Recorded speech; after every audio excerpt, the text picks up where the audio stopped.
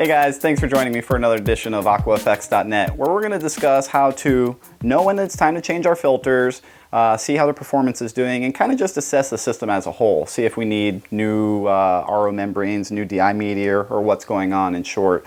The first thing I like to do when I'm assessing my system is take a look at the TDS values. I've got really 3 points of interest.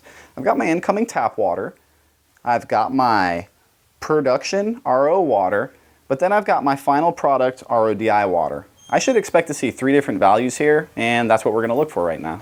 First thing I do when I come over to my unit is I like to take a look at my source water. It's important to understand what our source water is in order to assess the rest of the filtration system.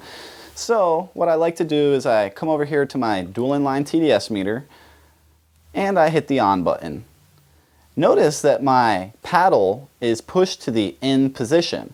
Now this doesn't necessarily mean the water's going into or out of the unit. It's just the in probe, which traditionally is the red and white wire. And if I follow it along to my probe, I'll notice the word in is actually on that probe, letting me know I'm looking at the right probe. So again, I take a look at my tap water and I see a value of about 147, 148 parts per million, jumping a little bit back and forth. But that is my water quality here in Winter Park, Florida. So as a general rule of thumb, my 147 parts per million should be at least 90% less after my RO membrane. So now what I'm going to do is I'm going to take the same probe and I'm going to switch it to the out probe. Following the blue and white wire will lead you to the probe that we factory install. We do put this out probe in right from AquaFX if you buy the unit from us directly, or if you get it from one of our vendors and you have a TDS meter put on the unit. This is where we automatically install one of the probes. The reason is this is the only way you can tell if your RO membrane has failed, or if the RO membrane is just not doing that well right out of the box, or what's going on. So now that I'm switching my TDS meter to my out probe is showing a very similar value of about 125 parts per million. It is very safe for me to say at this point that my RO membrane has failed, and that my DI is picking up the legwork. And even though I might see 0 part per million on the other exit side of my system, that this is not an efficient way to move forward. So what we're going to do right now, because we've assessed that our membrane has failed, is we're going to kind of shut off the system and we're going to replace the sediment pre-filter, 1 micron sediment pre-filter, the 10-inch carbon block, and the RO membrane, which right now is a 50 gallon per day RO membrane. So the first step to changing my filters is to shut off the cold water line. This is my little demonstrational test bench, so I just have a 1/4-inch ball valve that I'm shutting off. First thing I'm going to do is I'm going to take my 10-inch filter wrench provided from AquaFX, and I'm going to put it around my sediment filter, and I'm going to turn it counterclockwise, releasing the filter. And then I go ahead and I just unscrew it. Now you will get some water on yourself and on the work area that you're in, so just be careful. At this point I've got a canister full of water. I can go ahead and remove my sediment filter and go ahead and just discard him. Now I'm going to take my new 10-inch sediment filter from Aqua Engineering and just pop the bottom, take off the cellophane, remove it, and go ahead and just place it in the canister. You can empty the canister of the water that's inside to go ahead and make it a little bit easier, but it really doesn't matter. I'm going to go ahead and push this back into place, carefully letting the threads catch one another. And then I'm just going to go ahead and give it a hand tighten, and then it is important to go ahead and grab your filter wrench and to torque it down maybe about a 1/4 turn. Sometimes even less, depending on if you have better hand strength. And I'm now going to repeat the same process for my carbon filter. Go ahead and lift the bracket up, put the filter wrench on the canister, and turn. And this really shouldn't cause you a lot of physical stress. Go ahead and drop the canister. A little bit of water, normal. And I'm just going to go ahead and discard this 10-inch carbon block at this point. So again, I've got my Aqua Engineering and Equipment 10-inch carbon block. Go ahead and remove it from the cellophane. It is important to note that there are these little O-rings like the one that just fell off. If one of these O-rings has been stuck in the canister or is still present inside the lid, this could cause some sort of a flow issue. So just make sure that the old ones that came with the old filter are off and that the new ones that came with the new filter are on. There we go. So just dropping this in. The sediment filter and the carbon filter are not directional filters, so they can be placed in whichever way is easiest. I'm gonna go ahead and just start to fasten this canister back with my hands again, giving me a hand-tight feel. Notice I'm pushing out a little bit of water. This is fine. Probably a good idea for you to have a towel at home on hand just to grab that. And I'm now gonna put my 10-inch filter wrench back on the canister and turning it the opposite direction to tighten it. At this point, those two canisters should be pretty leak-free. Now we're going to move on to the RO membrane since we've assessed that he has failed. The first thing I like to do when I'm replacing my RO membrane is to go ahead and disconnect the pre-filtered water that's feeding into the RO membrane. This will make it infinitely easier for you to maneuver this housing when and where needed. Personally, I like to have either a coworker or a friend hold the end of the housing as I begin to twist this cap because it can really fight you. So this one I have previously loosened, and you notice the cap will slide off. Take note of any O-rings that may be present. Every now and then there's one inside the cap, not with this particular housing, but if there is an O-ring present in either spot, make sure that it's there when you put the cap back on, otherwise you'll have a leak. What I like to do is grab a set of vice grips, needle nose pliers, or something that'll give you a good bite on the end of this membrane housing. Without these, you're going to have a very hard time removing this RO membrane from the housing. What I like to do is go ahead and just pull while I twist, and this will relieve some of the seal that happens from these two O-rings on the inner part of the housing. If you notice here, we're replacing a Aqua Engineering and Equipment 50 gallon per day RO membrane. 50 gallon per day wasn't quite keeping up with what I needed. So what I'm doing is I'm upgrading to a 100 gallon per day Aqua Engineering and Equipment RO membrane. At the same test pressure, this membrane will produce about twice as much water. There is one key difference in these two membranes, and that's going to be the flow restrictor inside the waistline. You'll notice that I actually ordered a 100 gallon per day flow restrictor with my replacement membrane. We're going to go through installing this flow restrictor inside the drain line in just a moment. After you've removed the membrane from the packaging, do not take off any of this tape which holds this black skirt in place. This black skirt is called a brine seal and is very important to the RO process.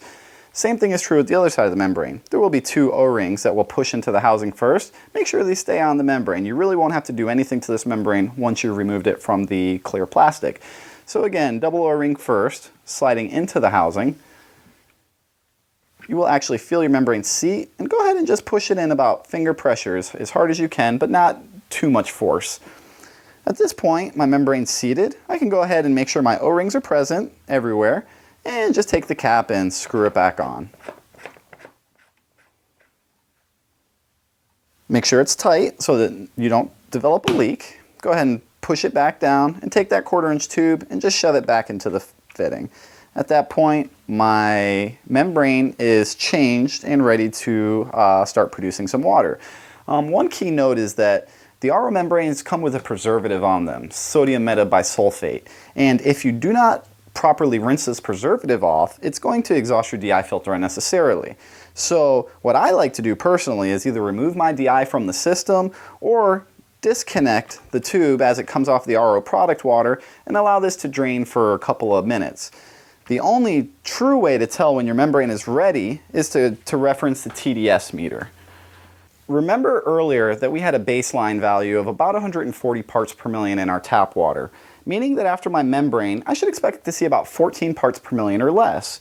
So my TDS meter is now switched to the out probe, which is the product water leaving my RO membrane, and we can see that that number is slowly falling.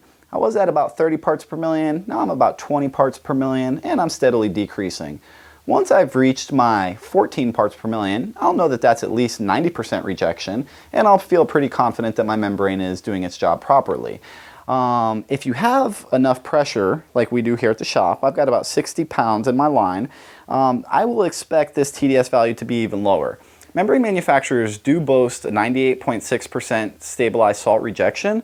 To make these numbers happen, it is possible, but you know, again, I usually look for about 95% rejection, just as a very rough number to see if things are working properly.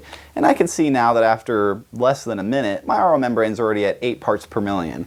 And I'm sure if we let that sit for about another 5 or 10 minutes, that number would drop again, maybe even as low as 6 parts per million. Okay, I've gone ahead and changed my RO membrane. What I'm going to want to do now to keep things appropriate is to go ahead and change the flow restrictor. On my Barracuda, my yellow waistline is located immediately next to my product tube. I'm going to hold the collar in, and I'm going to go ahead and just disconnect my yellow tube. Notice that my flow restrictor has stayed stuck inside of my 1/4 inch elbow coming off my membrane housing. There's a nice easy way to take care of this. Go ahead and push the collar in with your fingernail and kind of just push it out of the fitting. That's what we're going to go for here. And notice I've actually taken the collar out without breaking any of the teeth, and I'm able to remove my flow restrictor now on my collar without any trouble. I can now take this and kind of compress the teeth together a little bit, and it pushes right back in. And just like that, the fitting is perfect, still 100% usable. I'm now taking my 50-gallon per day flow restrictor, and I'm replacing him with a 100-gallon per day flow restrictor. These are internal capillary type flow restrictors. There are other types on the market. There are external with quick connect fittings. We even have some external with a flush kit built into it. So again, there are many types of flow restrictors. What we're going to want to do is just conveniently place the new flow restrictor, again 100 gallon per day, you can tell because of the white head, tail end first into the tube. If you try to put the head in first, it won't fit, so it's pretty straightforward. And we're just going to take that and we're going to plug him back into our waistline. Again, making sure that the tube is in there nice.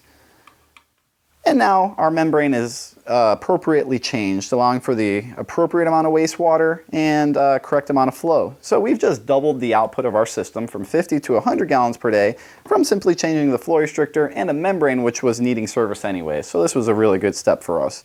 My one final stage is to change my DI. I just checked the value of the TDS exiting my DI filter from my test port here. And I've got a value of about 19 parts per million, which is not acceptable for my reef or salt tank. I'm aiming for 0, and I will achieve 0 parts per million. So I'm going to go ahead and turn my TDS meter off, store him to the side, shut off the cold water line. I'm going to take my filter wrench to my DI canister, and I'm going to go ahead and start to loosen him. Again, I get a little bit of water that falls out, and that's normal, being that the unit was under pressure. And I've got my filter being removed.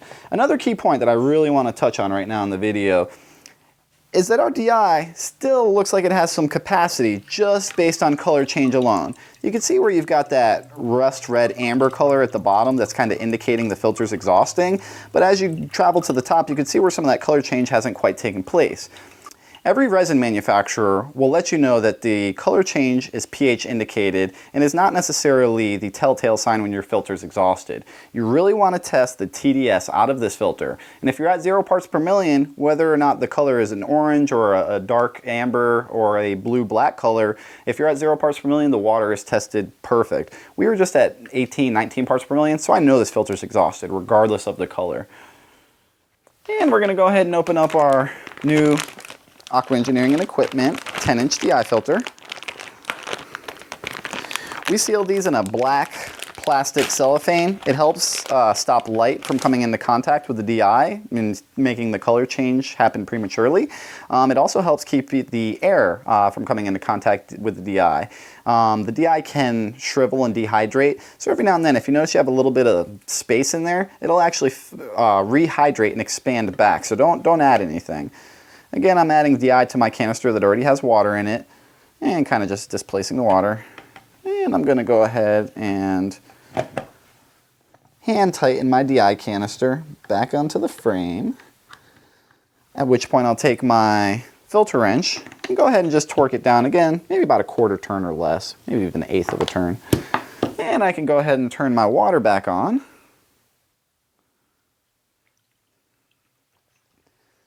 And all I'm going to be doing is just testing the DI water. One way to identify if an RO membrane is behaving appropriately or not is looking at the flow of water that comes out of the RO membrane. The flow of water out of an RO membrane should be very slow and minute. I just installed a new membrane and new filters onto this system, and the water hasn't quite reached the top of the DI canister yet, but once it does, you will notice a very slow permeate stream. If you installed new filters and you have water being made very fast, say a gallon in under 5 minutes, then something is wrong and you'll want to just go ahead and reseat your filters.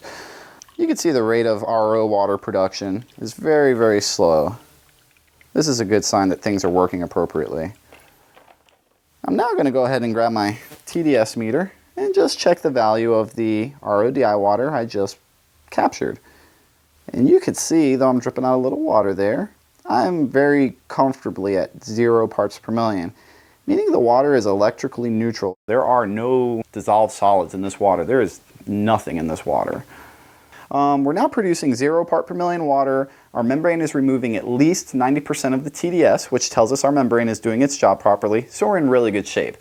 One way that we can avoid having our membrane fail prematurely is to change out our sediment and carbon filters more regularly.